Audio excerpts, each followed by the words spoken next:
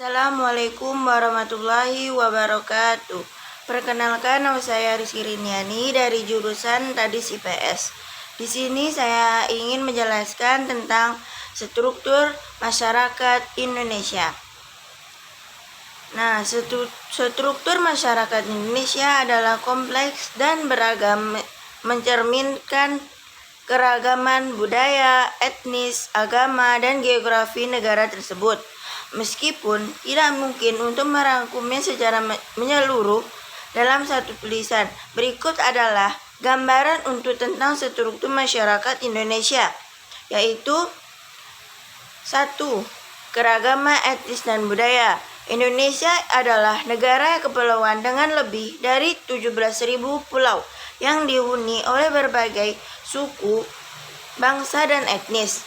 Ini menciptakan keragaman budaya yang kaya dengan lebih dari 300 kelompok etnis yang berbicara bahasa yang berbeda-beda, mempraktikkan adat dan tradisi yang beragam.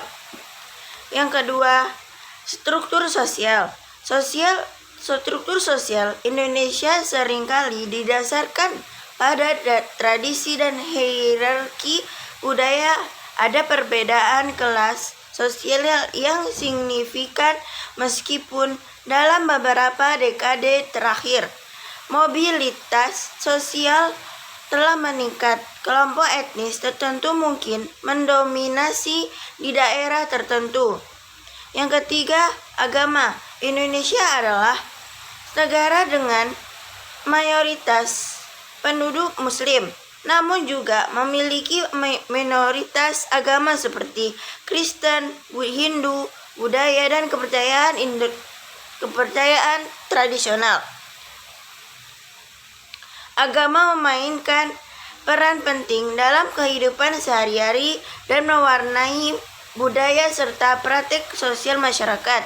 Yang keempat, urbanisasi. Seperti banyak negara berkembang, Indonesia mengalami proses urbanisasi yang cepat.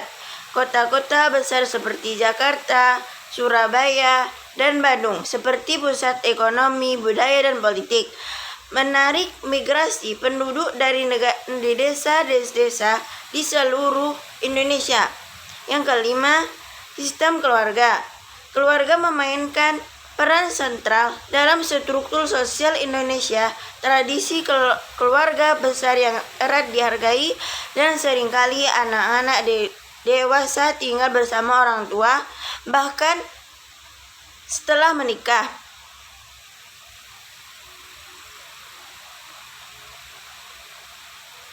Kewajiban dan tanggung jawab terhadap anggota keluarga dihargai tinggi.